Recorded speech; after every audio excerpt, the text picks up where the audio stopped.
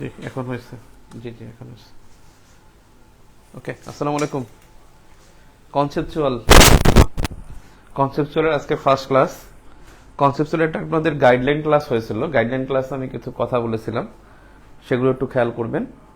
কনসেপচুয়ালে হলো যে এখানে নাম্বার কিন্তু 4, এবং 4 নম্বর যদি কেউ মানে এক্স্যাক্ট লেখে, এক্স্যাক্ট যদি কেউ লেখে এবং উদাহরণ থাকে, স্মার্ট উদাহরণ দিতে পারে, তাহলে তার নাম্বার এখানে 3 থেকে 3.5 পাবে।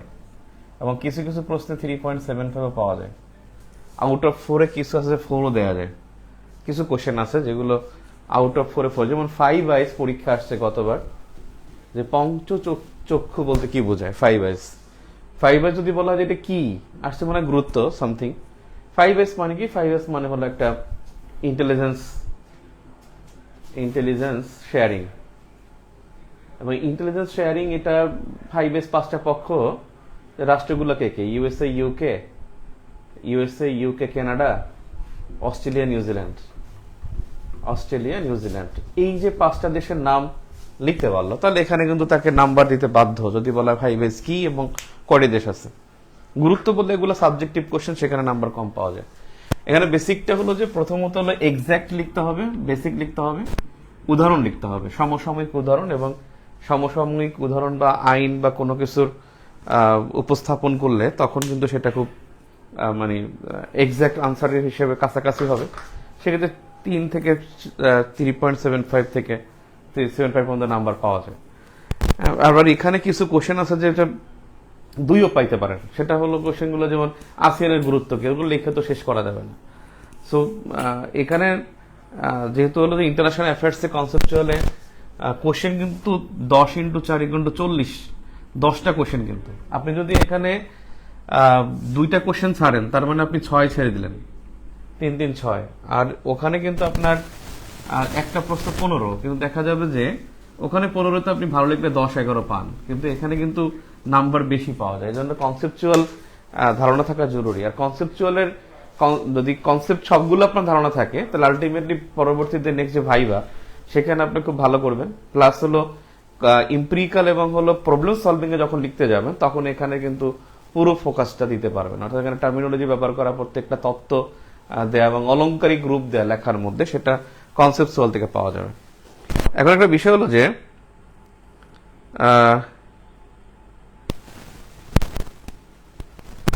আমি তো বুঝি 1949 সালে অনুষ্ঠিত টাঙ্গাইলের উপনির্বাচন নিয়ে একটু বলেন ভাই। সেই নির্বাচন কিসের ভিত্তিতে? প্রাদেশিক প্রতিনিধিদের জন্য কিনা?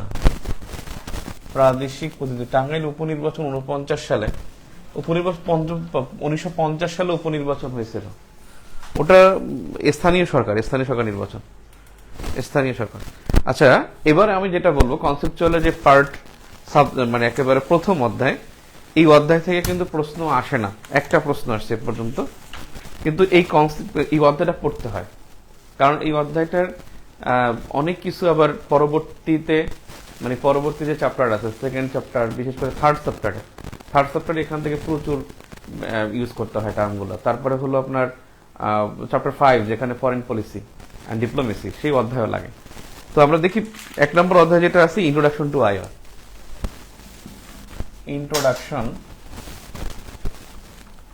আইআর। আইআর মানে international relations. Introduction to IR. আর এটার মধ্যে বেসিক্যালি কি আছে? ইন্টারন্যাশনাল আইআর এর মধ্যে আছে সিগনিফিকেন্স অফ ইন্টারন্যাশনাল অ্যাফেয়ার্স। সিলেবাসে যা আছে, significance of international affairs. Number 2 হলো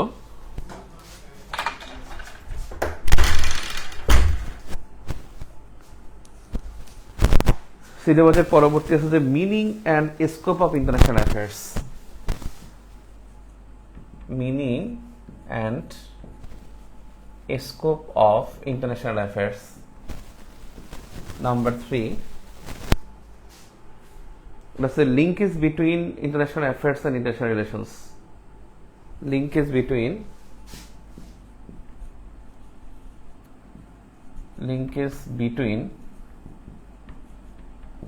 international affairs and international politics. International affairs and international politics, IP লিখলাম, অ্যাফেয়ার্স অ্যান্ড ইন্টারন্যাশনাল পলিটিক্স। এই তিনটা হলো আমাদের সিলেবাসে আছে। আর রেস্ট অফ দ্য যে কোশ্চেনটা আমি দেখি প্রিভিয়াস কোশ্চেন আসছে কি, প্রিভিয়াস কোশ্চেন আসছে এখান থেকে একটাই 37তম বিসিএস এ আন্তর্জাতিক সম্পর্ক ও আন্তর্জাতিক রাজনীতির মধ্যে পার্থক্য, এই প্রশ্নটা আসছে। আন্তর্জাতিক সম্পর্ক এবং আন্তর্জাতিক রাজনীতির মধ্যে পার্থক্য। যদি বলেন ইন্টারন্যাশনাল রিলেশনস আর ইন্টারন্যাশনাল পলিটিক্স, এর মধ্যে পার্থক্যটা কি? বেসিক্যালি হলো যে ইন্টারন্যাশনাল রিলেশনস হলো একটা ম্যাক্রো লেভেলের আলোচনা হয়, আর এটা হলো একটা মাইক্রো লেভেলে আলোচনা হয়। একটা ম্যাক্রো লেভেল আর একটা হলো মাইক্রো লেভেল। লিখিত সংবিধান অলিখিত সংবিধানের মধ্যে পার্থক্য কি? 5টা পয়েন্ট লিখে দেন ভাইয়া। লিখিত সংবিধান ও অলিখিত সংবিধানের মধ্যে পার্থক্য কি? এইসব আসে পরীক্ষায়, বাংলাদেশের সংবিধান আসবে।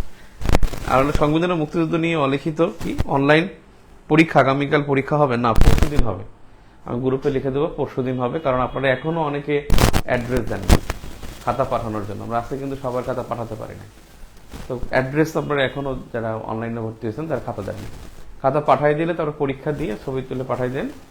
আর কোশ্চেনও আমি আগামী পরশুদিন আমি গ্রুপে শেয়ার করব, এর আগে প্রশ্ন শেয়ার করব না। আর একটা বিষয় হলো যে আমাদের সংবিধান ও মুক্তিযুদ্ধের উপরে ক্লাস আর লাগবে কিন্তু সলভ ক্লাসটা নিয়ে ওখানে আমি সলভ ক্লাসে বাকিটা বুঝাই দেবো। হ্যাঁ, আর ওখানে ভালো পরীক্ষা দিবেন। আমার ক্লাস লেকচার যেটা আছে খুব স্মার্ট আলোচনাই আছে, ক্লাস লেকচারগুলো আমি আবার দেখছি, তার মানে আমার মনে হয় খুব বেশি ইয়া হবে না, মানে ওটা আপনি ভালো করে আনসার করতে পারবেন। আর এখানে কিন্তু প্রশ্ন, আজকে যে পরীক্ষার প্রশ্ন হয়েছে যে একটা প্রশ্ন ডিসক্রিপটিভ 20 নম্বর, একটা 15 নম্বর, একটা 10, একটা 5, এরকমের বিভিন্ন ভাগেই আমাদের আসলে প্রিপারেশন নেওয়া উচিত। আর আপনারা তো রাইটিং স্ট্র্যাটেজিটা দেখছেন ক্লাসটা, ওই ক্লাসটা বেশ ইম্পর্টেন্ট ছিল। তো যাই হোক, এখানে আসি যে ইন্টারন্যাশনাল অ্যাফেয়ার্স আর ইন্টারন্যাশনাল রিলেশনস এটা পরীক্ষা আসছে।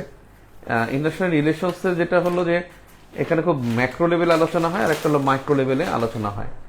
আর ইন্টারন্যাশনাল রিলেশনস হলো management of diplomacy, management of diplomacy, এটাকে বলা হয় ইন্টারন্যাশনাল রিলেশনস। আর এটা হলো যে পার্ট অফ ইন্টারন্যাশনাল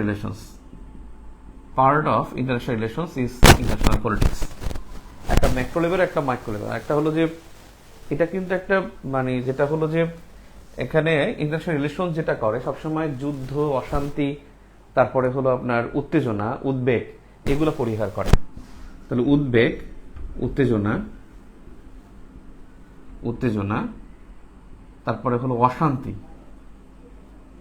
এটা পরিহার করে চলে।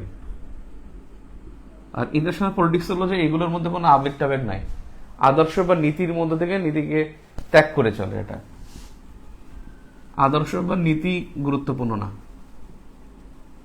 এখানে এইটা গুরুত্বপূর্ণ না। তাহলে গুরুত্বপূর্ণ কি? সেটা হলো যে রাষ্ট্রের স্বার্থ, রাষ্ট্রের স্বার্থই এখানে গুরুত্বপূর্ণ।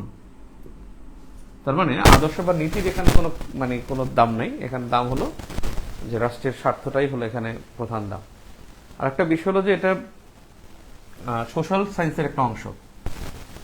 সোশ্যাল সায়েন্সের অংশ হলো ইন্টারন্যাশনাল রিলেশনস। আর ইন্টারন্যাশনাল পলিটিক্স হলো অনেকগুলো অনেক ইসের যেটাকে বলে অনেক বিজ্ঞানের সমষ্টি। এটা অনেক বিজ্ঞানের সমষ্টি, এটা কিন্তু সোশ্যাল সায়েন্সের বা সামাজিক বিজ্ঞানের অংশ, আর ওটা হলো অনেকগুলো বিজ্ঞানের সমষ্টি। কারণ পলিটিক্সের কোনো ইয়া নাই। আর এখানে প্রত্যক্ষভাবে নীতি নির্ধারণ হয়। ইন্টারন্যাশনাল রিলেশনসে প্রত্যক্ষভাবে নীতি নির্ধারণ হয়, আর এখানে হলো পরোক্ষভাবে হয়। প্রত্যক্ষভাবে, এটা হলো পরোক্ষভাবে। এই আইআর অ্যান্ড ইন্টারন্যাশনাল পলিটিক্স হলো এই বিষয়টা। এখন বিষয় হলো যে এখানে সিলেবাসে যা আছে আসলে এগুলো পরীক্ষা আসবে কিনা। লিঙ্কেজ বিটুইন ইন্টারন্যাশনাল অ্যাফেয়ার্স আর ইন্টারন্যাশনাল পলিটিক্স। ইন্টারন্যাশনাল অ্যাফেয়ার্সটাই কিন্তু ইন্টারন্যাশনাল রিলেশনস, এটা হলো ম্যানেজমেন্ট অফ ডিপ্লোমেসি। ইন্টারন্যাশনাল রিলেশনসটাই হলো ইন্টারন্যাশনাল অ্যাফেয়ার্স। ওখানে কিন্তু ওইবারও প্রশ্ন আসছে যে আন্তর্জাতিক লিখে এখানে সম্পর্কটা আবার ব্র্যাকেটে দিয়ে দিচ্ছে, আন্তর্জাতিক বিষয়টাই বোঝাচ্ছে যে বিষয়টাই কিন্তু রিলেশনস। আর ইন্টারন্যাশনাল পলিটিক্স এটা তার মানে লিঙ্কেজ বিটুইন যদি বলেন সেটা হলো যে এর মধ্যেই অন্তর্ভুক্ত থাকে, এখানে সম্পর্কটা বলছে কিন্তু সম্পর্কের মধ্যে কিছু বৈরিতা আছে। এখানে হলো এ উদ্বেগের কথা বলে আর এ হলো মানে দেশের স্বার্থের কথা বলে। এ নীতি নির্ধারণ প্রত্যক্ষভাবে করে, এ পরোক্ষভাবে করে। এই সোশ্যাল সায়েন্সের অন্তর্ভুক্ত, সেখানে অন্তর্ভুক্ত না, বিষয়টা এটাই। এখন বলা হলো যে meaning and scope of international affairs আর significance of international affairs. International affairs এর হচ্ছে সিগনিফিকেন্স বা গুরুত্বটা কি, ইন্টারন্যাশনাল অ্যাফেয়ার্স সিগনিফিকেন্স বা ইম্পর্টেন্স, এগুলো আসলে সরাসরি পরীক্ষায় ফার্স্ট আসবে না। সেকেন্ড যেটা, সেটা হলো যে এখানে কিন্তু শুধু আপনি যেইটা সিলেবাসে আছে শুধু ওইটা পড়লেই কিন্তু হবে না, শুধু ওইটা পড়লেই কিন্তু হবে না। আপনারা ক্লাস করেন না কেন? এত কম ক্লাস কেন? ক্লাস করেন না কেন? আজকে তো অনেক আগে বলে দিছি যে ক্লাস হবে 10:30টায়। শুক্রবার শনিবার 9:30 একটু টাফ হয়ে যায়, কারণ ভাইবা চলে তো ওদের আসলে করে আইসা নিজেও প্রিপারেশন নেওয়া যায় না, রেস্ট না নিয়ে ক্লাসও নেওয়া যায় না। সেজন্য শুক্রবার আর শনিবার 10:30টায় মনে হয় রাখতে হবে, যদিও 9:30 ফিক্স, কারণ সব দিন ভাইবার কার্যক্রম থাকে না। সেজন্য 9:30টায় ফিক্স টাইম, কিন্তু চেঞ্জ হলে বলে দেবে যে 10:30টায় বা 10টায়। আর আপনাদের রিটেনের সাথে আমি অন্য কিছু রাখি নাই, যাতে আপনাদের সময় ঠিক মতো দেওয়া যায়। আচ্ছা, আমি যে বিষয়টা ছিলাম সেটা হলো যে শুধুমাত্র কি সিলেবাস পড়লে হবে কিনা, সিলেবাস যা আছে তাই পড়লে হবে কিনা, আরো কিছু লাগবে। এখানে আরো কয়েকটা বিষয় লাগবে। যেমন একটা বিষয় লাগবে, সেটা হলো আপনার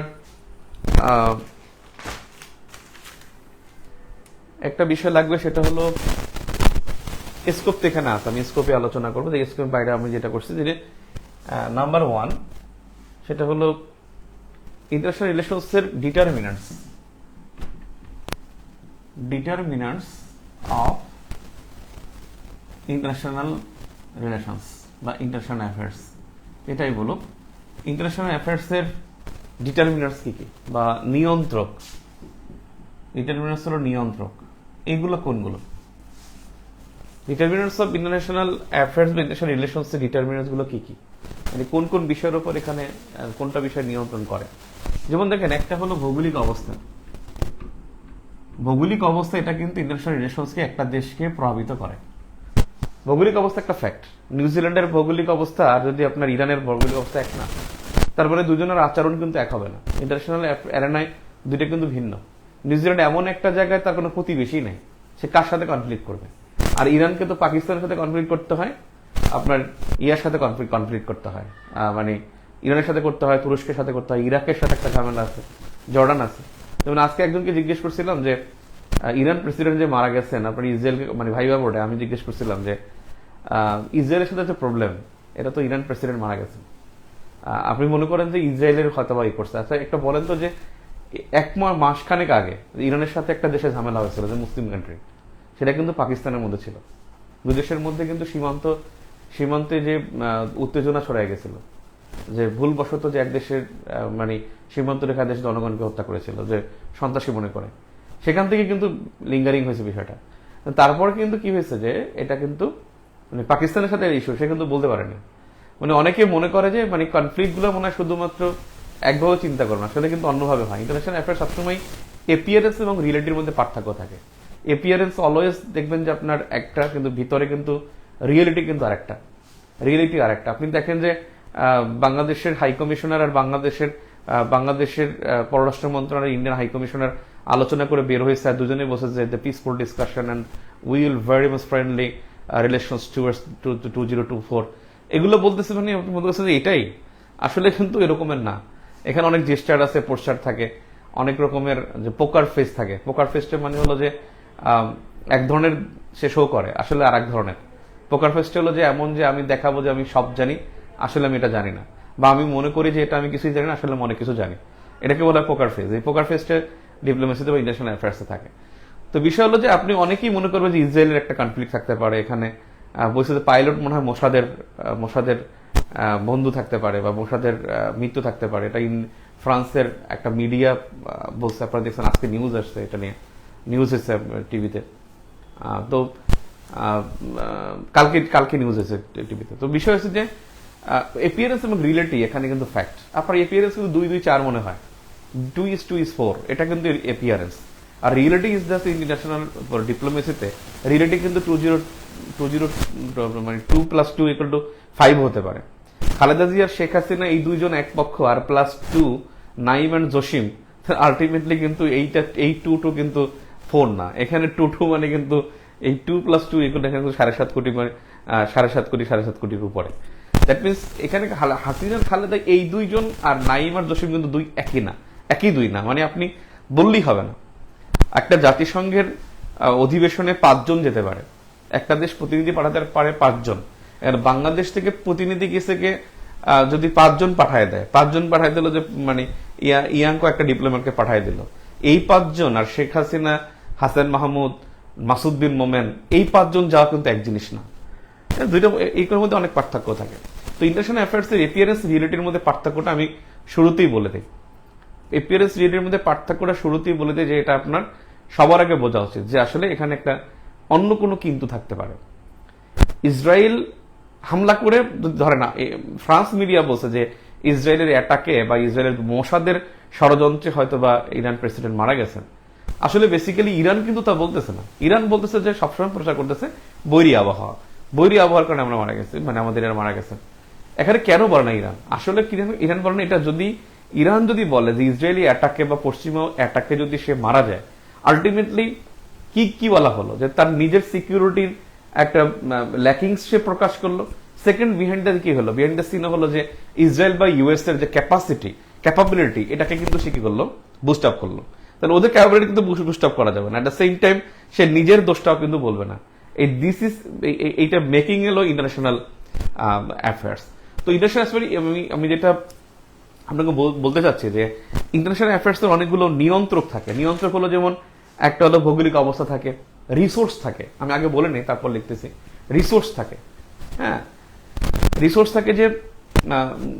থাকে যে এরকমের, যে আমি আরেকটু অ্যাপিয়ারেন্স রিলেটেড আরেকটু আসি, যে তারপর আমি আবার নিয়ন্ত্রকে আসতেছি। এখন আমি এটা গল্প করতেছি, এটা রিটেন কিছু না। আগামী 1 তারিখে কিন্তু কনসেপচুয়ালের পরীক্ষা, নাম্বার 1, নাম্বার 2 আর নাম্বার 4, চ্যাপ্টার 4। আমরা এর আগে এই ক্লাসগুলো শেষ করবো ইনশাল্লাহ। আর বেসিক বইয়ের মধ্যে না আসলে আমরা একটা পিডিএফ দিয়ে দেবো গ্রুপে, সেটা তো আগেই আমরা বলে দিয়েছিলাম। এখন বেসিক্যালি যে আমি যেটা বলতেছিলাম, কে বলছে আপনি 22 বছর আগে মারা গেলেন কেমনে, বুঝলাম না তো, কে? আপনার প্রশ্ন তো বুঝি নাই। সাবিনা ইয়াসমিন, অন্যজনের প্রশ্ন করছেন নাকি? আমি যেটা বলতেছিলাম সেটা হলো, দেখেন 2020-21 সালের কথা আপনার মনে আছে কিনা? 20 সালের কথা, যখন ইন্ডিয়া এবং চায়নার মধ্যে গালওয়ান উপত্যকা নিয়ে একটা সংঘর্ষ হয়েছিল। কোভিড ক্রাইসিস সারা ওয়ার্ল্ডে, তারা কিন্তু গালওয়ান উপত্যকা যুদ্ধ করেছে। গালওয়ান উপত্যকা এমন একটা উপত্যকা যেখানে হলো অস্ত্র ব্যবহার করা যাবে না সীমান্তে, এবং দুই দেশ কি করেছে, তারা লাইন অফ অ্যাকচুয়াল কন্ট্রোল, যেটা কাশ্মীরের মধ্যে যে চায়না এবং ইন্ডিয়ার মধ্যে যে সীমারেখা, সেটা কিন্তু লাইন অফ অ্যাকচুয়াল কন্ট্রোল। আর লাইন অফ কন্ট্রোল হলো ইন্ডিয়া পাকিস্তানের মধ্যে শুধু কাশ্মীরে, অন্য জায়গায় না। ভারত এবং চায়নার মধ্যে কিন্তু পুরো সীমারেখা কিন্তু ম্যাকমোহন লাইন, বাট শুধুমাত্র কাশ্মীরের ওই জায়গাটা কিন্তু হলো লাইন অফ অ্যাকচুয়াল কন্ট্রোল। সেখানে গালওয়ান উপত্যকায় কিন্তু অস্ত্র ব্যবহার করা নিষিদ্ধ। সেখানে চায়না বললাম, আমরা 33 জন ইন্ডিয়ান আর্মিকে, আমরা ইন্ডিয়ান বিএসএফ কে আমরা ওখান থেকে ফালাই দিছি, এবং তারা মৃত্যু নিশ্চিত হয়েছে বলে চায়নার মিডিয়া প্রকাশ করছে। বাট ইন্ডিয়া বলছে যে না, আমাদের কেউ মারা যায় না। অ্যাবসলিউটলি তাদের মারা গেছে, তারা কিন্তু বলে না যে আমাদের এখানে এরকম কিছু হয় না। কারণ তারা যদি প্রকাশ করে তাহলে কি হবে, এটা চায়নার শক্তিটা কি হবে, বুস্ট আপ হবে। তো এই জন্য এপিয়ারেন্স রিয়েলিটি এখানে খুবই ফ্যাক্ট। তো একটা বিষয় হলো যে এখানে ভৌগোলিক অবস্থান আপনি মনে করতে পারেন যে প্রত্যেকটা দেশের ফরেন মিনিস্টার আছে, প্রত্যেকটা দেশের এমবাসি আছে, হাই কমিশন, প্রত্যেকটা দেশের ফরেন পলিসি মানে সেম, নেভার অ্যান্ড এভার। সবার ফরেন পলিসি এক হবে না। আপনার দেশের অর্থ বেশি, আপনার ফরেন পলিসি ভিন্ন হবে। আপনার ইন্টারন্যাশনাল রিলেশনস আপনার ভিন্ন হবে। আমার রিসোর্স নাই, আমার ইন্টারন্যাশনাল রিলেশনস আমার ভিন্ন হবে। আপনার যদি দেখা যায় যে আপনার যেটাকে বলে যে ইন্ডাস্ট্রিয়াল ক্যাপাসিটি আছে, আমার ইন্ডাস্ট্রিয়াল ক্যাপাসিটি নাই। আপনার টেকনোলজিক্যাল ক্যাপাসিটি আছে, আমার টেকনোলজিক্যাল ক্যাপাসিটি নাই। আপনার মিলিটারি পাওয়ার আছে, আমার মিলিটারি পাওয়ার নাই। আপনার ন্যাশনাল যেটাকে বলে ন্যাশনাল বিহেভিয়ার আপনার এক ধরনের আছে, আমার ন্যাশনাল বিহেভিয়ার এক ধরনের। ইসরায়েলের কেউরও যদি মানে আপনি কি মনে করেন যে ইসরায়েল গিয়েই মানে গাজা উপত্যকার শিশুদেরকে হত্যা করতে পারে? কেন? তার মধ্যে সেই জিনিস বোধটা তৈরি হয়েছে। একজন মিলিটারি একটা বাচ্চাকে মেরে ফেলে, তারও কিন্তু বাচ্চা আছে, সে মনে করে যে দে আর দ্য এভিল, এবং সে মনে করে যে এইটাই যে না আমি ইসরায়েল, আমি ইহুদি প্রজন্ম, আমার প্রজন্মকে টিকে রাখতে লোকে মেরে ফেলতে হবে। এই যে ওর মধ্যে এই বোধটা দেখেন আবার বাংলাদেশিদের মধ্যে নাই। আমরা কিন্তু ইচ্ছা করলেই আমরা কিন্তু রোহিঙ্গাদের হত্যা করতে পারি নাই, কারণ আমার যে বোধ, আমার যে বিহেভিয়ার, আমার ন্যাশনাল যে বিহেভিয়ার, এই বিহেভিয়ারটা কিন্তু ইসরায়েলের বিহেভিয়ারের সাথে কিন্তু পার্থক্য। আমার দুজনের মধ্যে বিহেভিয়ার পার্থক্য আছে। আবার দেখেন ভ্যাটিকানের বিহেভিয়ার কিন্তু অন্য ধরনের। ওখানে কিন্তু ওয়েলকাম, তুমি আসো, এখানে থাকো, আমার এখানে থাকো, এখানে ঘুমো, আমি তোমাকে খাওয়াই, আমি মনে করি এটা আমার পুণ্য। এটা কিন্তু ভ্যাটিকানরা মনে করবে। আর আমরা মনে করি যে রোহিঙ্গারা আসলে আমাদের কমে যাবে, কিন্তু রোহিঙ্গাদের কিন্তু মেরে ফেলি না। হারে বাচ্চা ভেলায় করে চলে আসছে, আগে ওকে আশ্রয় দেয়, তারপর অন্য কিছু। এই জন্য আমাদের প্রাইম মিনিস্টার কিন্তু পার্লামেন্টে বলছে যে প্রয়োজনে একবেলা খাবো, তবু আমরা রোহিঙ্গাদেরকে আমরা আপনারা থাকেন, প্রয়োজনে একবেলা খাবো, দেখবো আপনাদেরকে তাড়িয়েছে, পার্লামেন্টে বলছে ইন 2017। আমি তখন সেই মাইমাসিং ক্লাস দিচ্ছি, ক্লাস নিয়ে বেরোইছি, তখন আমি কনফিডেন্সে পড়াই, খুব কনফিডেন্সে খুব মিস করি মাঝে মাঝে। অ্যাবসোলুটলি আমি জানি না তারা মিস করে কিনা আমাকে, মানে আই মিসড ইট মানে ব্যাডলি, অনেক অনেক মিস করি, মানে ওই প্ল্যাটফর্মটা মিস করি আর কি, যে মুগ্ধ হয়ে ক্লাস নিতাম, মুগ্ধ হয়ে তাকাই থাকতো, ভালো লাগতো আর কি। এখন আপনারা তাকাই আছেন কিনা আল্লাহ জানে, ঠিক আছে। তো বিষয় হচ্ছে তখন আমি দেখছি যে ওখানে একটা টিভি স্ক্রিনে বড় করে কথাটা লেখা আছে, ধরুন পার্লামেন্টের বক্তব্যটা দেখাচ্ছি স্ক্রিনে, মানে ওখানে ওই যে একরাম আহমেদ, উনি তখন মেয়র, উনি এই কাজটা করছিলেন, মানে পৌর মেয়র ছিল তখন। তো আমি কি করছি যে ওখানে যে বিষয়টা দেখলাম যে ওখানে তিনি বলছেন যে আপনারা থাকেন, আমি প্রয়োজনে একবেলা খাবো, আপনাদেরকে আমি আপনারা থাকেন, দেখি কি আপনাদের দাঁড়িয়ে আছে, আমি দেখে নেব। যদিও রিয়েলিটি কি, এপিরিয়েন্স তো এটা, রিয়েলিটি ভিন্ন হলো যে রোহিঙ্গা তোমরা আসো, আমরা সাহায্য পাবো, একবেলা আমাদের টাকাবো, দুই বেলা তোমাদের টাকাবো, ব্যাপারটা তো এইটাই হয়েছে। তো আলটিমেটলি বিষয় হচ্ছে যে আমি যে কোথায় ছিলাম সেটা হলো যে আমার বিহেভিয়ার আর একজন ইসরায়েলির বিহেভিয়ার, আর একজন আফগানের বিহেভিয়ার, একজন ভ্যাটিকানের পাদ্রির বিহেভিয়ার, মানে এরা কখনোই সেম হবে না। এরা বিহেভিয়ার একটা ফ্যাক্ট। একটা বিষয় হলো যে আন্তর্জাতিক ডিটারমিনেন্টস যেটা, সেটা হলো যে আপনার ক্লাইমেট আর আমার ক্লাইমেট কিন্তু সেম না। একজন নরওয়ের মানুষের যে ক্লাইমেট আর আমার যে ক্লাইমেট, ও তো ঠান্ডা, এ কারণেই তো সুখী, ওদের সুখী দেশ বলে। ওর যে মানে ও তো এমন ঠান্ডা যে ওর কাছে আসলে তো ওই ক্লাইমেটের কারণে ও এমনি মানুষটা কি হয়ে যায়, শান্তিপ্রিয় হয়ে যায়। আর আমার ক্লাইমেট হলো উত্তেজনাকারক ক্লাইমেট। আমার উগান্ডা যান, উগান্ডার ক্লাইমেট কি মানে ইকুয়েটোরিয়াল গ্রিনিটি আছে, ওরা খুবই হটেস্ট একটা ওয়েদারের মধ্যে থাকে, তারপর ওরা আরো বেশি কি থাকে, ফেরোসাস থাকে। মানে ক্লাইমেট একটা ফ্যাক্ট কিন্তু ইন্টারন্যাশনাল রিলেশনস এর ক্ষেত্রে। আরেকটা বিষয় হলো যে ডিপ্লোম্যাটিক যে মানে ক্যাপাবিলিটি বা ডিপ্লোম্যাটিক যে নিপুণতা বা সূক্ষ্মতা, এই ডিপ্লোম্যাটিক নলেজ কিন্তু সবার কিন্তু সেম নলেজ থাকে না, একই নলেজ কিন্তু সবার সেম থাকে না। এটা কিন্তু রিজনাল বিহেভিয়ার কিন্তু হয়, রিজনের ক্ষেত্রে পার্থক্য হয়। আবার হলো যে একটা দেশের এডুকেশন, একটা দেশের ইকোনমি, এই সবকিছুর মাধ্যমে ডিপ্লোম্যাটিক ক্যাপাসিটি কিন্তু বুস্ট আপ হয়। একটা বিষয় হলো আচ্ছা যাই হোক, এই যে নিয়ন্ত্রণগুলো আমি বললাম, একটা হলো ভৌগোলিক অবস্থা বা অবস্থান, এর মধ্যে সবই থাকবে। যে আমার দেশের আমি ডেল্টা, আমার এখানে ভূমি উর্বর থাকবে স্বাভাবিক, কিন্তু একটা দেশ ডেল্টা না, একটা দেশ হলো কি মরুভূমি, তার কিন্তু ভূমি উর্বর থাকবে না। তো এই জন্য দুইজনের কিন্তু সবকিছু এক থাকবে না। তো একটা বিষয় হলো যে আমি যদি দেখি ভৌগোলিক অবস্থান ফ্যাক্ট, তারপর রিসোর্স, আমি বলছি রিসোর্স বা সম্পদ, এটা একটা ফ্যাক্ট। রিসোর্স এটা ইন্টারন্যাশনাল রিলেশনসের একটা ডিটারমিনেন্টস। এরপরে যদি বলি আমি শিল্প সামর্থ্য বা ইন্ডাস্ট্রিয়াল ক্যাপাসিটি, এরপর যদি বলি আমি মিলিটারি ক্যাপাসিটি, একটা যদি বলি আমি ডিপ্লোম্যাটিক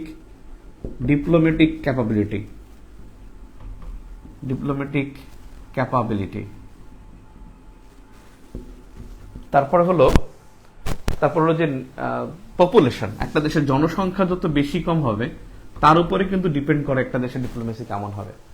হ্যাঁ, পপুলেশনের ক্রাইটেরিয়া আছে। হ্যাঁ, ক্রাইটেরিয়া আছে, যেমন জাপানে কিন্তু পপুলেশন কিন্তু একটা বোঝা হয়ে গেছে, কারণ ওদের কিন্তু গড়ায়ু কত 99 বছর, তার মানে কর্মক্ষম মানুষ কিন্তু 64 ইয়ার্স। তাহলে 64 এর উপরে 89 বছর পর্যন্ত যারা আছে, যে 25 ইয়ার যারা বেঁচে আছে, এরা কিন্তু দেশের জন্য একটা নির্ভরশীল জনগোষ্ঠী। এরা কিন্তু কাজ করতে পারে না, কাজ করে না, তার মানে এরা দেশের একটা কি বোঝা। তখন কিন্তু ওটা কিন্তু তার একটু বোঝা হয়ে যাবে। অ্যাট দ্য সেম টাইম আবার যখন আমাদের যেমন 67% মানুষ কিন্তু 15 থেকে 64 বছরের মধ্যে, তার মানে আমাদের এই অনির্ভরশীল জনগোষ্ঠী কিন্তু এর 15 থেকে 64 বছর, এবং তারা কি আছে, তাদের কি ক্যাপাসিটি আছে, তাদের ক্যাপাবিলিটি আছে।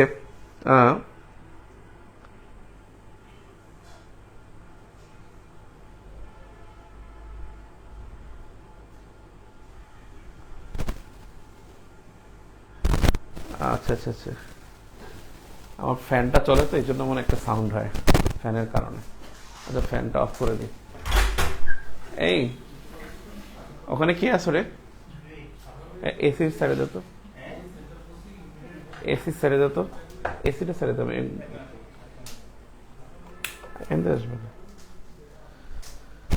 আচ্ছা, পপুলেশনের ক্রাইটেরিয়া এটা কিন্তু একটা ডিটারমিনার্স। তারপরে হলো ন্যাশনাল বিহেভিয়ার।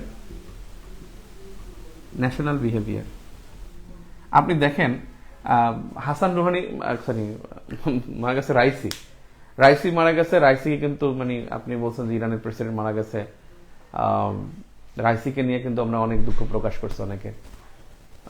তো বিষয় হলো হাসান রুহানি যদি মারা থাকতো তাও কিন্তু সেম হইতো। মাহমুদ আহমেদিনেজাদ ইরানের সাবেক প্রেসিডেন্ট, যে বুশের সাথে যে পাল্লা দিচ্ছিল,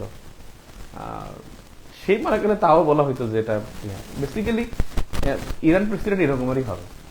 ইরান প্রেসিডেন্ট তারা সবসময় ইসরায়েলকে বকাঝকা করবে, তারা কিছু একটা করবে, তারা দেখাবে মুসলমানদের পক্ষে আছেন, এটা দেখাবি। তো এটা কিন্তু ওদের বিহেভিয়ার, এটা ন্যাশনাল বিহেভিয়ার। এখন একটা বিষয় আছে, যদি না বলে ইরান এই কথাটা, ইরান বলল না যে আমি বললাম না যে ইসরায়েল আমার অ্যাটাক করতেন, বললাম না, আসলে এটা না বললে হয় কি, তখন মনে হয় কি তার আসলে ন্যাশনাল যেটা ন্যাশনাল পাওয়ারটা তার কি হয়েছে, ডাউন হয়েছে। এই জন্য সে বলে না, কারণ এটা তার বিহেভিয়ার যে ইরানকে বলতে হবে। সে 1979 থেকে বলে আসতেছে এবং সে এভরি টাইম এটা নিয়ে কথা বলবে। এটা না বললে মনে হবে যেন তার সিংহাসন দখল হয়ে গেছে। ইউএসএ কেন মধ্যপ্রাচ্য নিয়ে কথা বলে? কারণ ইউএসএ 1956 একটা আইজেনহাওয়ার ডক্ট্রিন দিয়েছে। আইজেনহাওয়ার ডক্ট্রিন হলো, আইজেনহাওয়ার একজন ইউএস প্রেসিডেন্ট ছিল, এর আগে তিনি দ্বিতীয় বিশ্বযুদ্ধের একজন সেনাপতি ছিলেন, এর পরে তিনি ন্যাটোর তিনি মহাসচিব হয়েছিলেন, সেক্রেটারি জেনারেল হওয়ার ন্যাটোর 1949 সালে। এর পরে কিন্তু সে প্রেসিডেন্ট হয়, এবং প্রেসিডেন্টের 56 সালে সে একটা কি করেছিল, ডক্ট্রিন দিয়েছিল। ডক্ট্রিনে সে একটা কথা বলছে যে মধ্যপ্রাচ্যের স্বার্থ আমাকে দেখতে হবে, মধ্যপ্রাচ্যের স্বার্থ যুক্তরাষ্ট্র দেখবে। যদি কেউ মধ্যপ্রাচ্যের শান্তি বিঘ্ন করে, তাহলে যুক্তরাষ্ট্র মনে করবে সে কি, সে তার যুক্তরাষ্ট্রের শান্তি বিঘ্ন করলো, অর্থাৎ যুক্তরাষ্ট্র মনে করবে যে ওই দেশটি যুক্তরাষ্ট্রের শান্তি বিঘ্নিত করলো। দ্যাট মিনস মধ্যপ্রাচ্যের শান্তি বিঘ্ন হওয়া মানে যুক্তরাষ্ট্রের শান্তি বিঘ্ন হওয়া। এখন যদি মধ্যপ্রাচ্যে কোনো ক্রাইসিস হয়, যুক্তরাষ্ট্র যদি কথা না বলে, তাহলে মনে হবে যেন যুক্তরাষ্ট্রের আসলে পাওয়ার ডাউন হয়ে গেছে, এটা সবাই মনে করবে। এই জন্য সে কিছু না বুঝলেও মধ্যপ্রাচ্য নিয়ে সে সময় কথা বলে। এর পিছনে একটা কারণ আছে, কারণটা হলো আইজেনহাওয়ার একটা কথা বলছিল যে যুক্তরাষ্ট্রের মিলিটারি ইন্ডাস্ট্রি যদি টিকিয়ে রাখতে হয়, তাহলে হয়তো পৃথিবীতে যুদ্ধ করতে হবে, নয়তো যুদ্ধ অবস্থা বিরাজমান রাখতে হবে। যদি পৃথিবীতে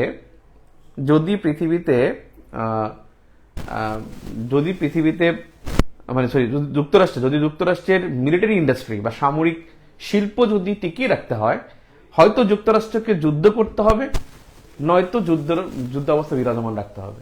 এবং দেখা গেছে এই এযাবৎকালের আমরা যদি লাস্ট ইয়ারও হিসাব করি, আমরা যে ইউএসএ যে এক্সপোর্ট, মানে পৃথিবীতে যত আর্মস এক্সপোর্ট হয়, সেই এক্সপোর্টের অলমোস্ট 40% এক্সপোর্ট করে ইউএসএ। আর ইউএসএ যে এক্সপোর্ট করে তার অলমোস্ট 50% এক্সপোর্ট করে কিন্তু মিডল ইস্টে। এই জন্য মিডল ইস্ট ক্রাইসিস থাকবে, এবং এই ক্রাইসিসটা যুক্তরাষ্ট্রই করে দিবে, এবং এই ক্রাইসিসের কারণেই যুক্তরাষ্ট্র তারা আর্মস গুলো বিক্রি করতে পারে মিডল ইস্টে।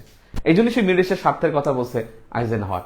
দ্যাট মিনস আইজেনহাওয়ার ডক্ট্রিন কথা বলছে, আইজেনহাওয়ার যদি কথা না বলে, তাহলে মনে হবে যেন ইউএসএ ডাউন হয়ে গেছে। আপনি দেখবেন কোনো কারণ ছাড়া যুক্তরাষ্ট্র যেখানে হা বলে, রাশিয়া সেখানে না বলে। এটা বলতে হবে, এটা ডিপ্লোমেসি এটাই যে এটাই তাকে নেচার, এটাই তার বিহেভিয়ার। আমি বাংলাদেশ দেখেন, আমার কথা আপনি বুঝবেন, আমার গল্পগুলো বুঝলেই আপনি দেখবেন টপিকগুলো বুঝতে পারবেন আস্তে আস্তে। খালি শুনলেই দেখবেন আপনি বুঝতেছেন আস্তে আস্তে। এরপরে আমি তো এবার লেখাচ্ছি। তো বিষয় হলো, আপনারা কি এখন শুনতেছেন?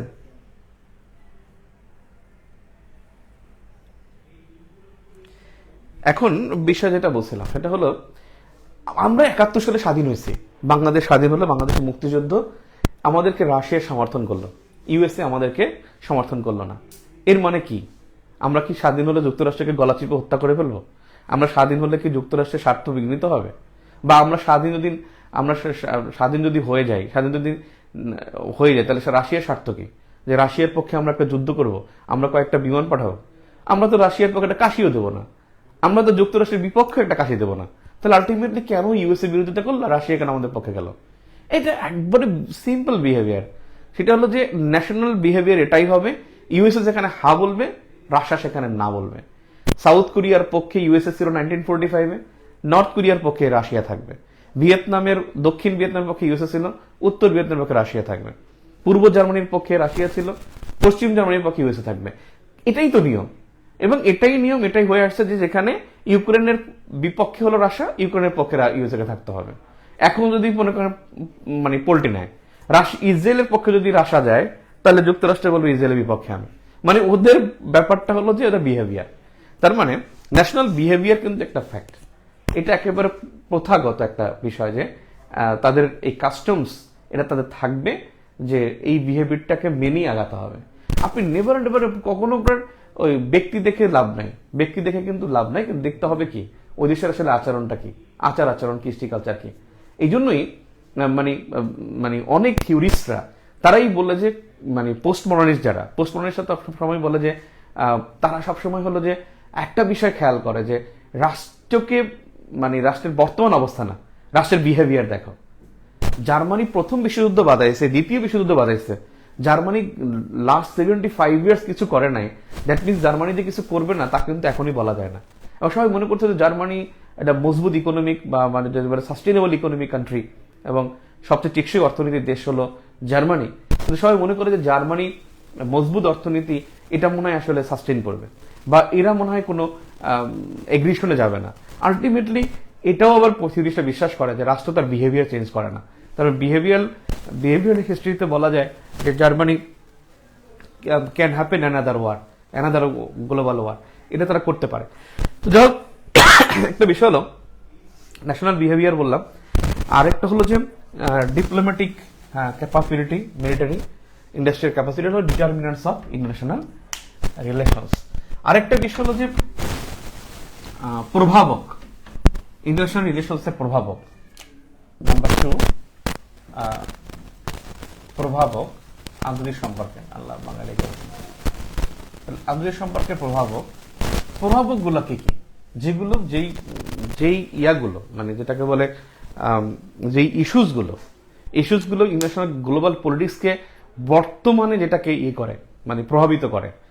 এখন আমরা যেটা বললাম ওটা হলো কি নিয়ন্ত্রণের বিষয়, আর একটা প্রভাবকের বিষয়। প্রভাবক হলো যারা উস্কানি দেয়, মানে প্রভোকিং করে। এরা হলো কিভাবে মানে পুশিং করে, ইন্টারন্যাশনাল অ্যাফেয়ার্স বা রিলেশনস এর ক্ষেত্রে পুশ আপ করে, মানে তুমি এভাবে করে, তোমার কাছে এটা আছে, এটা আছে। তার মানে এই ইস্যুগুলো কি কি, যে ইস্যুগুলো দেখেন, এক নম্বর হলো যদি বলতে পারেন এনভায়রনমেন্ট একটা গুরুত্বপূর্ণ একটা ইস্যু, যেটা ইন্টারন্যাশনাল অ্যাফেয়ার্স বা রিলেশনসকে বা পলিটিক্সকে নিয়ন্ত্রিত করে। ট্রেড, বাণিজ্য ইন্টারন্যাশনাল পলিটিক্সকে করে। টেরোরিজম ইন্টারন্যাশনাল অ্যাফেয়ার্সকে কিন্তু প্রভাবিত করে থাকে। এরপরে বলতে পারেন আপনার বর্তমানে যেটা আছে কারেন্সি ইস্যু বা ডলার ক্রাইসিস। নাম্বার 5 আপনি বলতে পারেন যে আর্মস, একটা দেশের আর্মস কত বেশি তার উপরে কিন্তু সবগুলোর একটা ফ্যাক্ট থাকে। প্রত্যেকটা ফ্যাক্টের পিছনে কিছু মানে প্রত্যেকটা ঘটনার পিছনে একটা ফ্যাক্ট থাকে, ফ্যাক্টগুলো বের করতে হবে। আমি আসি তারপরে যদি বলতে পারি এনার্জি, বর্তমান বিশ্ব ব্যবস্থায় এনার্জি একটা বিশাল ফ্যাক্ট। এনার্জি ফ্যাক্ট, কার কাছে এনার্জি আছে কার কাছে নাই, কে কার কাছ থেকে নিবে, কে কিভাবে নিবে। আজকে হরমুজ প্রণালীতে দ্বন্দ্ব হয়ে গেছে, তার মানে আমাদের এখানে কিন্তু তেলের দাম 3 টাকা বেড়েছিল। দেখেন ইসরায়েল অ্যাটাকের পরে আমাদের তেলের দাম একটু বাড়ছিল, অল্প একটু বাড়ছে, আবার আরো বাড়তে পারে। কারণ হরমুজ স্ট্রেইটে যে ক্রাইসিস, এর কারণে আমাদের কিন্তু যেটা হবে যে তেল আমাদের আমদানিটা এখানে কিন্তু রহিত হবে, যার ফলে এসকেলেশন অফ প্রাইস মানে গুডস প্রাইস, অর্থাৎ পণ্যের যে একটা বৃদ্ধি মানে প্রাইস হাইকিংও বলতে পারেন, এসকেলেশনটা একটু স্মার্ট ওয়ার্ড, যে বর্তমানের সমসাময়িক, যে এটা কি হতে পারে, যে মানে দামটা বাড়তে পারে, কারণ বাড়তে পারে তেলের দামটা কি হবে, আমাদের বেড়ে যাবে। তা তেলের দাম বেড়ে গেলেই আমাদের কি হবে, মানে খরচ কমে যাবে, খরচটা বেড়ে যাবে, মানে ক্যারিং খরচটা, তখন কি হবে আমাদের আসলে অন্যান্য প্রোডাক্টও আমাদের কি হবে, এটার উপর একটা প্রভাব পড়বে। তার মানে এনার্জি একটা ফ্যাক্ট। এরপরে এরপরে যদি দেখি, সেটা হলো যে আপনার টেকনোলজি। বর্তমানে টেকনোলজি একটা বিশাল বিশাল ফ্যাক্ট। টেকনোলজি একটা বিশাল ফ্যাক্ট। এরপর যদি বলেন, সেটা হলো সিকিউরিটি, যে কার কি সিকিউরিটি আছে। সিকিউরিটি, এই সিকিউরিটি বিভিন্ন ধরনের হয়। কিছু আছে যে আপনার কনভেনশনাল সিকিউরিটি আর non conventional security. Conventional security মানে অস্ত্র থাকা, গোলাবারুদ থাকা, আমার সেনাবাহিনী থাকা, প্রশিক্ষিত বিমান থাকা, বিমান বাহিনী থাকা, এটা হলো আমার কনভেনশনাল সিকিউরিটি।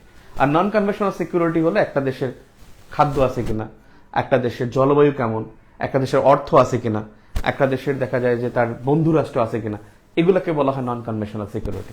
তার মানে সিকিউরিটি ইস্যু এটাও কিন্তু ইন্টারন্যাশনাল অ্যাফেয়ার্সের একটা গুরুত্বপূর্ণ একটা প্রভাবক। এরপরে বলতে পারেন আপনার রিলিজিয়ন একটা ফ্যাক্ট। রিলিজিয়ন বা ধর্ম, আমার রিলিজিয়ন ফ্যাক্ট বলি তো আমার এখান থেকে ইসরায়েলের ভিসা পাওয়া যায় না। এরপরে হলো কালচার, একটা দেশের কালচার একটা ফ্যাক্ট। কালচার এমন একটা বিষয় যে কালচারটা হলো যে মানে কোনো কোনো দেশ আছে যেখানে আপনারা এই গল্পটা পড়ছেন কিনা, আমরা ক্লাস 8-এ পড়তাম। 8-এ আমাদের একটা গল্প ছিল ইংলিশ লিটারেচারে। তখন আমাদের গল্প ছিল এরকমের যে 5 মিনিট লেট এটা ওই দেশের জন্য কিছুই না, কিন্তু 1 মিনিট লেট অনেক দেশের অনেক কিছু। যেমন জাপানে 1 মিনিট লেট মানে 1 সেকেন্ড লেট মানে মনে হয় না লেট, এটা লেট। আর যেমন জার্মানিতে দেখা যায় 10 মিনিট লেট, এটাকে লেট ধরা হয় না। বাংলাদেশে তো আধা ঘন্টাও লেট ধরা হয় না। তো বিষয় হচ্ছে যে এইটা হলো যে মানে এক এক দেশের এক একটা কালচার। তো এই বিষয়গুলো কিন্তু আপনার কি করে, আপনার আরেকটা বলতে পারেন ডেমোক্রেসি।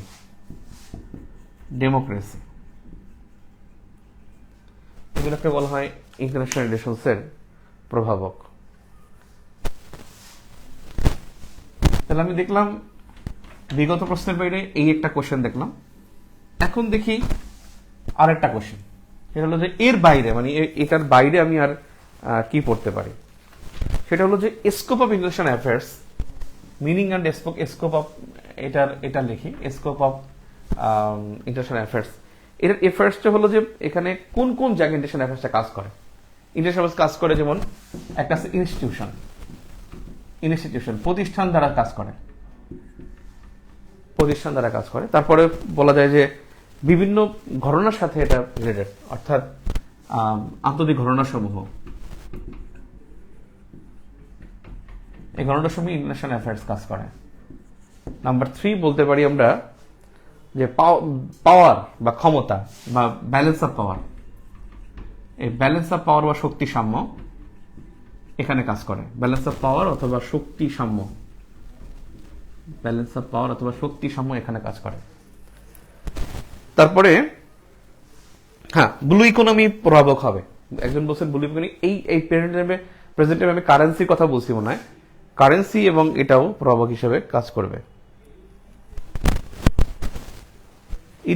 ইডিওলজি একটা ফ্যাক্ট, ইডিওলজিও বলতে পারেন, কিন্তু বর্তমান ইডিওলজিক্যাল প্রেজেন্ট প্রভাবক ইডিওলজি থাকে, কম থাকে, অত বেশি না। এরপর হলো যে আপনার কি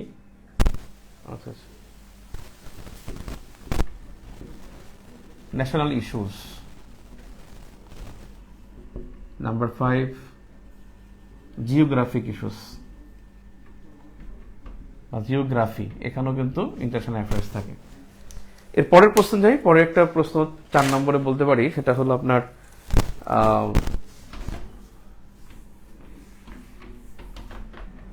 নাম্বার 4। এই অধ্যায়ের মধ্যে আরেকটা কনসেপ্ট আছে, সেটা হলো 4টা কনসেপ্ট আছে, 4টা কনসেপ্টের বিষয়। একটা হলো আপনার রিয়েলিজম, আপনি নাম শুনছেন, একটা নিউ রিয়েলিজম।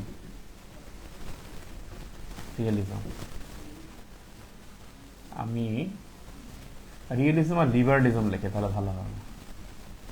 লিবারালিজম এই একটা বিষয়, একটা আছে নিউ রিয়েলিজম আর একটা হলো নিও লিবারালিজম।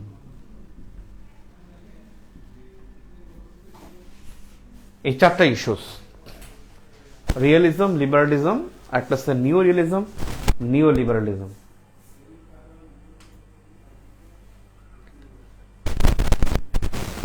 রিয়েলিজম এটা হলো যে ওরা রাষ্ট্রের স্বার্থ দেখে, রাষ্ট্রের স্বার্থ ওর জন্য মেইন। আর এখানে হলো জনগণের স্বার্থ দেখে, জনগণের স্বার্থ ওর কাছে ফোকাস পাবে, জনগণের স্বার্থ, আর ওর কাছে হবে রাষ্ট্রের স্বার্থ। এবং এই জন্য ও যেটা করে, ও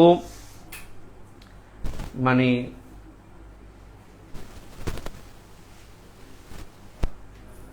ও রাষ্ট্রের ক্ষমতাকে, অর্থাৎ রাষ্ট্র তার স্বার্থের জন্য সব করতে পারবে। রিয়েলিজম বিশ্বাস করা হয় রাষ্ট্র তার স্বার্থের জন্য সব করতে পারবে। দ্যাট মিনস নৈরাজ্য করতে পারবে। নৈরাজ্য যদি বলি সেটাও কিন্তু এটা হবে, নৈরাজ্য, যুদ্ধ, এটা কিন্তু এখানে হবে রিয়েলিজমে। এবং এটা করার জন্য এটাকে বলা হয় জিরো সাম গেম, এটাও কিন্তু এখানে হয়। জিরো সাম গেম নিয়ে আমি বলবো একটু পরে। আর লিবারালিজম এখানে হলো যে জনগণের স্বার্থের জন্য, জনগণের স্বার্থের জন্য রাষ্ট্র কাজ করে, রাষ্ট্র কাজ করে জনগণের স্বার্থের জন্য। এই লিবারালিজমের তিনটা ফেজ বা তিনটা পর্যায়। একটা হলো পিস, প্রথম ছিল পিস, অর্থাৎ রাষ্ট্রগুলো চেয়েছে যে জনগণের জন্য শান্তি। সেকেন্ড যেটা চেয়েছে সেটা হলো যে, প্রথমে চেয়েছে শান্তি। এই ফ্যান চাললি কেন? সাউন্ডের জন্য করতে পারে না। AC sir. তিনটা ফেজ, একটা হলো পিস, আর একটা হলো কোঅপারেশন, সেকেন্ড হলো কোঅপারেশন। এখন দেখলো যে শান্তি প্রতিষ্ঠা করাটা প্রথম উদ্দেশ্য। সেকেন্ড হলো দেখলো তাদের মধ্যে ছিল কোঅপারেশন দরকার, একজন আরেকজনকে সাহায্য করবে, নাহলে ঝামেলা। তো সেকেন্ড কোঅপারেশন। থার্ড যেটা দরকার, দেখলো যে কোঅপারেশনও গেল, পিস পাইলো, শান্তি প্রতিষ্ঠার জন্য তারা কাজ করলো, দেখলো যে শান্তি প্রতিষ্ঠা হলে কোঅপারেশন লাগবে। এখন কোঅপারেশন করতে গিয়ে দেখলো যে আসলে তাদের মধ্যে ইউনিটি দরকার। অনেক সময় তাদের মধ্যে কি দরকার? ইউনিটি দরকার। এবং পরেরটা গেল ইউনিটি বা অ্যালায়েন্স, এখানে গেল। এবং এই অ্যালায়েন্স কি অনেকে বলছেন অর্গানাইজেশন, যেটা পরীক্ষা আসছে, পরীক্ষা যেটা এবছর আসছে, যে লিবারালিজম, অর্গানাইজেশন, এখানে একটা খুব সূক্ষ্ম একটা পার্থক্য। কিন্তু ওখানে পরীক্ষা আসছে কিন্তু যে কার্যকরী সংস্থার মাধ্যমে কার্যকরী সমাধান পাওয়া যায়, মানে এখানে কিন্তু গ্রেটার রোল শব্দটা আছে, সেটা কিন্তু লিবারালিজমের মধ্যে না। গ্রেটার, এটা হলো জাস্ট ইউনিটি বা অ্যালায়েন্স বা অর্গানাইজেশন। গ্রেটার রোল যখন বলে তখন নিউ লিবারালিজম। এখন দেখেন রিয়েলিজমের রাষ্ট্রের সাথে দেখা হবে, রাষ্ট্র যা করবে সব বৈধ। আজকে বিএসএফ গুলি করে বাংলাদেশকে 10 জনকে হত্যা করেছে, এটা আমার জন্য বেদনার। বাট ইন্ডিয়া এটা মনে করে যে ইট ইজ দ্য রিয়েলিটি। এটা রিয়েলিজম, আমার সিকিউরিটি আগে, আমার রাষ্ট্রের সিকিউরিটি আগে, এখানে মেরে ফেলছি। তার মানে যদিও এখানে জীবন মারা গেছে অনেকগুলো, 10টা জীবন মারা গেছে, কিন্তু ওরা মনে করে যে এটা তার কি স্বার্থের জন্য করা হয়। সেজন্য নৈরাজ্য করুক, অনৈতিক আচরণ করুক, কিন্তু রাষ্ট্রের ক্ষতি না করুক, সেটা হলো রিয়েলিজম দেখবে। আর লিবারালিজমের কথা হলো, ভাই তুমি যুদ্ধ করো, তুমি সেনাবাহিনী যুদ্ধ করো, তুমি আমার জনগণকে নিও না, তুমি আমার শিশুদেরকে হত্যা করো না। গাজা যুদ্ধে যে শিশুদেরকে হত্যা করা হচ্ছে, এই শিশুদের পক্ষে যে কথা বলে সে হলো কি? শিশুদের পক্ষে যে কথা বলে সে হলো লিবারালিস্ট। আর যে রাষ্ট্রের সাথে কথা বলে, রাষ্ট্রের স্বার্থ দেখে, ইসরায়েলের স্বার্থ দেখে, সে হলো কি? রিয়েলিস্ট। এবারে দেখেন নিউ রিয়েলিজম বা নিউ লিবারালিজম। নিউ লিবারালিজম হলো যে মানে সংস্থার কার্যকরী ভূমিকা থাকে, সংস্থার প্রভাব থাকে, কার্যকরী ভূমিকা থাকে নিউ রিয়েলিজমে। এবং এখানে হলো কি সংস্থার প্রভাব থাকে, এট দ্য সেম টাইম এখানেও একটা ফেজ আছে। এখানে দেখা গেছে যে নিউ লিবারালিজমে এখানে জনগণের স্বার্থের জন্য দেখতে গিয়ে, জনগণের স্বার্থ দেখতে যে সংস্থার মাধ্যমে তারা মানে বা ইউনিটির মাধ্যমে জনকল্যাণ করবে, অ্যাট দ্য সেম টাইম এটা হলো যে একই সাথে এখানে কি করা যায়, যে ট্রেড করা যায়। নিউ লিবারালিজম ট্রেডকে সমর্থন করে, যে এখন ট্রেড না হলে তো জনকল্যাণ হচ্ছে না। এবং ট্রেডের পাশাপাশি এখানে যেটা দরকার সেটা হলো যে ট্রেড, এরপরে হলো যে দুই দেশের মধ্যে যে মানে কারেন্সি ব্লক, এই কারেন্সি ব্লক এটাও কিন্তু জরুরি, এই কারেন্সি ব্লকও জরুরি। এবং এই বর্তমান প্রেক্ষাপটে নিউ লিবারালিজমটা কিন্তু আস্তে আস্তে এক্সপ্যান্ড হচ্ছে। একটা সময় সংস্থার কার্যকরী ভূমিকা ছিল, ব্যবসায় আসছে, এরপরে ওয়াশিংটন কনসেনসাসের মাধ্যমে ডলার বলয় তৈরি করা হয়েছে। অ্যাট দ্য সেম টাইম এটা কিন্তু আরেকটা দিকে যাবে, অর্থাৎ জনকল্যাণের জন্য এখানে মানে অধিক পারস্পরিক যে সহযোগিতা, সেটাই নিও লিবারালিজম। আর নিও রিয়েলিজমটা হলো এটা ঠিক উল্টো। এটা ঠিক উল্টো হলো যে এখানে তারা সংস্থাও তৈরি করবে, কিন্তু সংস্থার মাধ্যমে তারা কি করবে, নৈরাজ্য করবে। সংস্থার মাধ্যমে যে দেখেন এখানে কিন্তু P5 যেটা পার্মানেন্ট 5 বা স্থায়ী 5 দেশ নিরাপত্তা পরিষদের 5 দেশ কি তারা নিউ রিয়েলিস্টিক আচরণ করে। তারা জানে যে প্যালেস্টাইনকে শান্তি 143টা দেশ এদেরকে সমর্থন করেছে, স্বাধীনতার স্বীকৃতি দিয়েছে 43, 143, এবং আরো মনে হয় 2টা দেশ মানে রিসেন্টলি দিয়েছে। তার মানে 145 nation recognized Palestine, but UNSC বা P5 পার্মানেন্ট 5 তারা ডেনাউন্সিং ইট। তারা কিন্তু এটাকে কোনো রিসিভ করতেছে না, তারা বলতেছে যে নো, তারা কিন্তু ওখানে থেকে ফেরত দিচ্ছে, ইউএসএ ইউকে মিলে ফেরত দিচ্ছে। প্যালেস্টাইন নয়তো কিন্তু এই বছর মে মাসে কিন্তু তারা গত এপ্রিলে এবং মে মাসে তারা কিন্তু কি পেয়ে যায়, তারা কিন্তু স্বাধীনতা মানে জাতিসংঘের সদস্য পদ পেয়ে যায়। প্যালেস্টাইনের স্বাধীনতার জন্য লড়তেছে। এখানে কিন্তু বড় প্রবলেম কে, P5। এখানে দেখেন আজকে কেন লাফাচ্ছেন ইউক্রেন কি আছে? ইউক্রেনে কিছু নাই। কারণ ইউক্রেনের কিছু নাই বলছি এই কারণে, কারণ রাশিয়ার কাছে ইউক্রেন কিছু না। কিন্তু ইউক্রেন টিকে আছে কেন? ইউক্রেন টিকে আছে নেটোর কারণে। কারণ নেটো তার আর্মস দিচ্ছে, নেটো তার মিলিটারি দিচ্ছে, যে তুমি নাও, ওদেরকে সহযোগিতা করো, ওদেরকে মেরে ফেলো, মানে ওদের সাথে যুদ্ধ করো। এই যে নেটো, এটা one kind of new realism.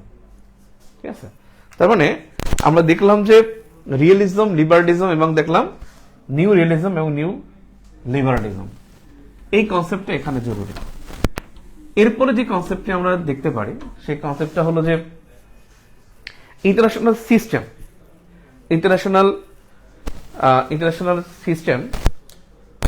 System কাকে বলে? ইন্টারন্যাশনাল সিস্টেম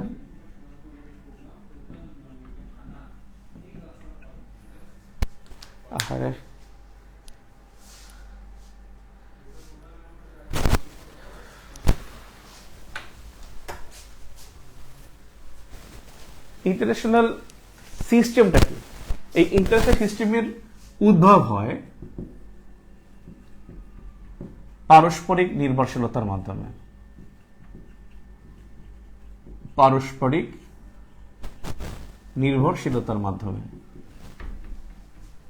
ইন্টারন্যাশনাল সিস্টেমের উদ্ভব পারস্পরিক নির্ভরশীলতার মাধ্যমে। এখন পারস্পরিক নির্ভরশীলতার মাধ্যমে এটা হয়, এবং এই আন্তর্জাতিক যে ব্যবস্থা বা ইন্টারন্যাশনাল সিস্টেমের যে অংশসমূহ, সেই অংশসমূহ কি কি? এবং এই ইন্টারন্যাশনাল সিস্টেম হলো যে আপনি বলেন যে ইন্টারন্যাশনাল সিস্টেমকে ফলো করে না, বলে না, বাট ইন্টারন্যাশনাল সিস্টেম মানেও ইন্টারন্যাশনাল সিস্টেম কিছু বোঝে। ইন্টারন্যাশনাল সিস্টেম না মেনে তারা যুদ্ধ করে। যুক্তরাষ্ট্র ইন্টারন্যাশনাল সিস্টেম ভঙ্গ করে তারা রাশিয়াকে সমর্থন করছে বা তাদেরকে বিরোধিতা করছে। এই ইন্টারন্যাশনাল সিস্টেমগুলো কি কি? এই সিস্টেমগুলো হলো যে নর্মস বিহেভিয়ার, যে ল, যেগুলো বিষয়গুলো আছে, সেগুলোকে বোঝায় ইন্টারন্যাশনাল সিস্টেম। এবং ইন্টারন্যাশনাল সিস্টেম কি? ইন্টারন্যাশনাল সিস্টেম যদি বলেন, ধরেন 1 নম্বরে বলতে পারেন কাস্টম বা প্রথা। 2 নম্বরে বলতে পারেন নেগোসিয়েশন না করে তারা একজনে ইন্টারভেনশন করে, মানে দখল করে। এই ইন্টারন্যাশনাল সিস্টেমের অংশ হতে পারে কি? অংশ হতে পারে বলা যায় যে কনভেনশন, বিভিন্ন কনভেনশন। নাম্বার 4 যেটা বলতে পারি, ইন্টারন্যাশনাল সিস্টেমের অংশ কি হতে পারে? ইন্টারন্যাশনাল সিস্টেমের অংশ হতে পারে যে ডিক্লারেশন। নাম্বার 5 এখানের অংশ হতে পারে ট্রিটিস।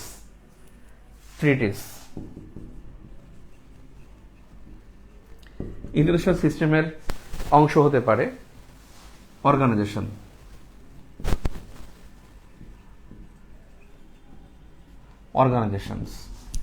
ইন্টারন্যাশনাল সিস্টেমের অংশ হতে পারে ডিপ্লোমেসি।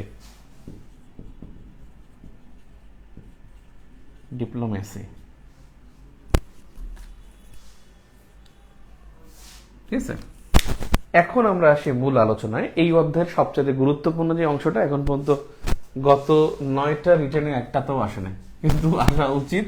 প্রত্যেকবারই গুরুত্বপূর্ণ, কোনোবারই আসে না। সেটা কোনটা?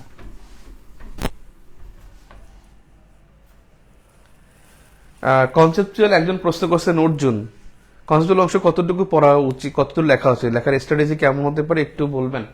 আমার লেখা নিয়ে তো ওই ক্লাসটা করেন, রাইটিং স্ট্র্যাটেজিটা করেন, ক্লাসটা গ্রুপেই আছে লিঙ্কটা। আর কনসেপচুয়াল আপনি কোনো প্রশ্ন 4-5 লাইন লিখলে ভালো মার্কস পাবেন। যেমন আমি একবার প্রশ্ন করছিলাম গুড অফিস কি, হোয়াট ইজ গুড অফিস, এটা খুব সম্ভবত আমার কনফিডেন্সের কোশ্চেন করছিলাম, 40 বিসিএস বা 38 বিসিএস। তো গুড অফিস কি, গুড অফিস ছিল যে যখন মানে নারগানো কারাবাক নিয়ে সমস্যা ছিল, তখন রাশিয়া মধ্যস্থতা করে এবং নারগানো কারাবাকের সমস্যাটা সেটেলমেন্টে যায়। তো এখন আমি গুড অফিস প্রশ্ন করছি, গুড অফিস মানে হলো মধ্যস্থতাকারী, good office in international affairs. সে প্রশ্ন করছে, উত্তর করছে কি জানেন, গুড অফিস মানে ভালো অফিস, যেখানে ওয়াইফাই থাকে, যেখানে কানেকশন থাকে, একটা কম্পিউটার একটা কম্পিউটার ল্যাম্প থাকে, এই সমস্ত সে একটা মানে পুরো গল্প দিতে গুড অফিস মানে সুন্দর একটা অফিস, এটা বোঝাচ্ছে। আসলে গুড অফিস মানে হলো মধ্যস্থতাকারী। এখন যদি সে লক্ষ্যে যে ইন্টারন্যাশনাল যে মিডিয়া যে থাকে প্রবলেম, মানে ইন্টারন্যাশনাল যে ক্রাইসিস গুলো মিটিগেট করার জন্য যে মিডিয়া থাকে, ওই মিডিয়া কান্ট্রি ওটা হলো কি গুড অফিস হিসাবে বিবেচিত হয়। এই কথাটা লিখলেই কিন্তু হয়ে যায়, কিন্তু সে কিন্তু লিখছে ওইগুলো। এখন এই কিন্তু লিখলেই কিন্তু এখানে ভালো মার্কস পাওয়া যাবে। এখন আপনি তো এই প্রশ্ন তো গান বানাইতে পারবেন না, এখানে গান বানাবেন, মধ্যস্থতাকারী লিখছেন, একটা উদাহরণ দিলেন, শেষ। এরপর যদি গান বানান আরো, যে গুড অফিস কেমন থেকে আসছে, গুড মানে ভালো, অফিস মানে ঠিক আছে, তাহলে তো আর হচ্ছে না। এরপর আসেন 3 নম্বর পয়েন্ট একবার বলেন, কি লিখছিলাম আমার মনে নাই, একজন হেল্প করেন। নাম্বার 6, সেটা হলো আন্তর্জাতিক সম্পর্কে। এটা আমি গল্পটা বলবো, আপনি গল্পটাই দেখবেন আর পিডিএফ থেকে পড়ে নেবেন। আন্তর্জাতিক সম্পর্কে ক্রীড়াতত্ত্ব বা গেম থিওরি, গেম থিওরি কি, অথবা আন্তর্জাতিক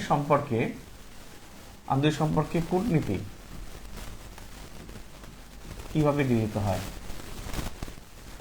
কূটনীতি না, সিদ্ধান্ত প্রণয়ন কি, সিদ্ধান্ত গ্রহণে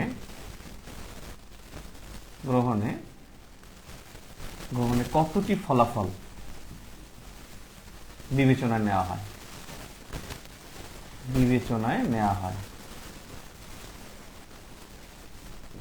কতটি ফলাফল বিবেচনায় নেওয়া হয়।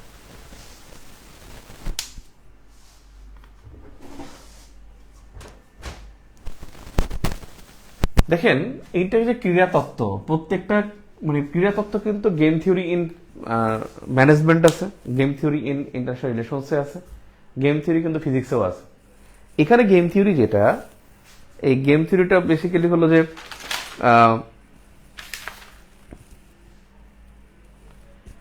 গেম থিওরি বা ক্রীড়াতত্ত্ব যেটা, এটা 1921 সালে উদ্ভব হয়। 1921 সালে একজন উদ্ভাবক ছিলেন, তার হলো এমিল বোরলে। তিনি বলছেন যে ইন্টারন্যাশনাল নেগোসিয়েশনের ক্ষেত্রে 4টা রেজাল্ট হয়। 4টা রেজাল্ট কি হয়, যেমন 1 নম্বর হতে পারে A মাইনাস বি প্লাস, আবার এমন হতে পারে যে A মাইনাস বিও মাইনাস। 3 নম্বর হতে পারে A প্লাস বি মাইনাস। 4 নম্বরে হতে পারে A প্লাস বিও প্লাস, মানে দুই পক্ষই ভালো আছে, দুই পক্ষই খারাপ আছে, আবার এক পক্ষ খারাপ এক পক্ষ ভালো, এক পক্ষ ভালো এক পক্ষ খারাপ। 4টা রেজাল্ট হতে পারে। এই রেজাল্টটা হলো জাস্ট দেখেন, যদি একটা সরু রাস্তা দিয়ে 2টি গাড়ি যায়, একটা গাড়ি, আবার এদিক থেকেও যদি একটা গাড়ি যায়, 2টি গাড়ি যদি যায়, তাহলে আলটিমেটলি দেখেন গাড়ি দুটো যাবে, যদি এর মতো করে ঘাউরমি করে মাঝখান দিয়ে যাবে, তাহলে ও যদি যায়, এটা যদি এ গাড়ি হয়, এটা যদি বি গাড়ি হয়, তাহলে ও কিন্তু এখান থেকে সিটকে পড়ে যাবে, তার মানে এ কিন্তু মাইনাসে থাকবে। আর বি গাড়ি যদি সরাসরি যায়, তাহলে ও কিন্তু প্লাসে থাকবে। আবার এ গাড়ি যদি তার মতো করে এদিক দিয়ে যায়, তাহলে আলটিমেটলি এ গাড়িটা কি হবে, প্লাসে থাকবে, আর বি গাড়ি তখন সাইড দিতে গিয়ে মাইনাসে চলে যাবে। অর্থাৎ এখানে যদি এ +10 হয় আর এখানে হবে বি -10, আর এখানে যদি a -10 হয়, এখানে b হবে +10। তাহলে আমরা পাইলাম যে a মাইনাস বি প্লাস আবার a প্লাস বি মাইনাস, এটা পাইলাম, দুটো রেজাল্ট পাইলাম। আরেকটা রেজাল্ট কি হতে পারে, যে এমন একটা নেগোসিয়েশন হলো, এই সিদ্ধান্তে দেখা গেল যে এই দুইটা গাড়ি পরস্পরকে মানে কেউ সাইড দিল না, ও ওর মতো গেল, ও ওর মতো গেল, দুইজন মুখোমুখি সংঘর্ষ হলো, a -100, এও -100। তার আলটিমেটলি উভয় পক্ষ কি হলে গেল, তারা কিন্তু উভয় পক্ষই কিন্তু লুজার হলো। নাম্বার 3 তে যেটা দেখলাম আমরা, মানে আরেকটা রেজাল্ট দেখলাম, যেটা 2 নম্বর আমি লিখছি, a মাইনাস বিও মাইনাস। আর যদি দুজনই সুন্দর করে, ও যদি এরকম করে যায় আর ও যদি এরকম করে সাইড দিয়ে যায়, তাহলে দুজনই কিন্তু 0-0, কারো কোনো ক্ষতি নাই, লাভও নাই ক্ষতিও নাই, 0-0। যে ও সুন্দর করে গেল, ও সুন্দর করে গেল। এই যে 4টা রেজাল্ট, এই 4টা রেজাল্টই হলো গেম থিওরির বিষয়। এবং নেগোসিয়েশনে দর কষাকষি, এই দর কষাকষি বিষয়টাই হলো গেম থিওরির বিষয়। দর কষাকষি মানে আমি হয়তো লাভবান, তুমি লাভবান না, তাহলে তো হচ্ছে না, আমি লাভবান তুমিও লাভবান, এটাই হলো নেগোসিয়েশনের মানে সর্বোচ্চ পর্যায়ে। এবং এই যে 0-0 গেম, 0-0 গেম না, এখানে 0 এখানে 0, this is the success of game theory. এইটা হলো সাকসেস অফ গেম থিওরি। এবং এর একটা বাস্তব প্রয়োগ ঘটেছে। বাস্তব প্রয়োগ ঘটেছিল যে কিউবার মিসাইল সংকটে, কিউবার একটা মিসাইল ক্রাইসিস হয়, সেখানে এটার একটা ইমপ্লিফিকেশন হয় বা প্রভাবটা হয়। যেমন এটা ছিল ইউএসএ, আর এইখানে একটা দেশ, তার নাম কিউবা। এটা ইউএসএ, এটা কিউবা। এখন কিউবার এখানে পরমাণু অস্ত্র স্থাপন করেছে ইউএসএসআর, এখানে বোমা স্থাপন করছে। ইউএসএ বলছে যদি এইটা সরাই না নেয়, তাহলে আমি কিউবাকে মানে আমি রাশিয়া অ্যাটাক করবো, ইতালি থেকে রাশিয়া অ্যাটাক করবে। যদি সরাই না নেয়, তাহলে আমি অ্যাটাক করব। এখন দেখেন, যদি ইউএসএ সরাই নিত, সরাই নেওয়ার পর যদি অ্যাটাক করতো, তাহলে আলটিমেটলি এখানে লুজার কি হতো, ইউএসএসআর বা সোভিয়েত ইউনিয়ন। আবার যদি এখানে ও সরাইয়ে নেয় নাই আর ও ওখানে আক্রমণ করে নাই, তাহলে আলটিমেটলি কি লাভবান কে, ইউএসএসআর। আবার যদি দেখা যেত যে এও সরাই নেয় নাই, এও অ্যাটাক করলো, ইউএসএ ধ্বংস হয়ে গেল, এখান থেকে ইতালি থেকে ও বললো যে অ্যাটাক করো, ও ইউএসএ ধ্বংস হয়ে গেল। তারপরে কি হলো, এখানে যে মানে 13 দিনের একটা ভয়াবহ, 13 না 16 দিনের একটা ভয়াবহ একটা অবস্থা ছড়িয়েছিল, যে মনে হয় পরমাণুস্ত্রের যুদ্ধ লেগে গেল। এবং তখন কি হলো যে ইউএসএ এর এখানে ইতালি থেকে তারা মানে পরমাণুস্ত্র প্রত্যাহার করলো, ও এখান থেকে প্রত্যাহার করলো। আলটিমেটলি এখানে 0-0 গেমে 1962-তে কিউবান মিসাইল ক্রাইসিসের একটা সলভ হলো। আর এইটা হলো নেগোসিয়েশনের বিষয়টাই হলো আপনার নেগোসিয়েশনের বিষয়টাই হলো গেম থিওরির বিষয়, যেখানে 4টা রেজাল্ট থাকে নেগোসিয়েশন বা দর কষাকষিতে। এই দর কষাকষির ক্ষেত্রে সর্বোচ্চ সমাধান হয় 0-0 গেমে। আর এই 0-0 গেম, এটা কি বলা হয়, লিবারালিজম। আর যখন কেউ প্লাস থাকবে আর একজন মাইনাস থাকবে, ওটাকে বলা হয় রিয়েলিজম। রিয়েলিজমে 0 সাম গেম হয়, 0 সাম গেম রিয়েলিজমে হয়। এখানে যে এই যে এ আর 3, এই দুইটা হলো রিয়েলিজমের উদাহরণ। রিয়েলিজম মানে হলো যে আমি লাভবান হব, আমার জন্য এখানে বি এর ক্ষেত্রে রিয়েলিজম কাজ করবে, এখানে এ এর ক্ষেত্রে রিয়েলিজম কাজ করবে। অ্যাট দ্য সেম টাইম এখানে কিন্তু দুই পক্ষে লাভবান। এটা 0-0 গেম, এটা 0-0 গেম, এটা হলো লিবারালিজম, যে তোমারও ক্ষতি হয় না, আমারও ক্ষতি হয় না। এটা হলো গেম থিওরির সাকসেস।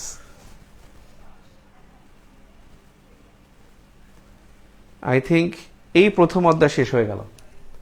প্রথম অধ্যায় থেকে আর কোনো কোশ্চেন নাই, এবং এর মধ্যে যে আলোচনা করলাম, এর মধ্যে যদি পরীক্ষা আসে, এর মধ্যে আসবে ইনশাল্লাহ। আর আমরা এখন চলে যেতে পারি, সেটা হলো দ্বিতীয় অধ্যায় যাবো, এবং সেটা আমরা আজকে যাব না ভাই, দ্বিতীয় অধ্যায় যাবো আগামীকালকে, আগামী পরশু দিন ইনশাল্লাহ, সোমবার 9:30, সোমবার 9:30। ওকে, আল্লাহ হাফেজ।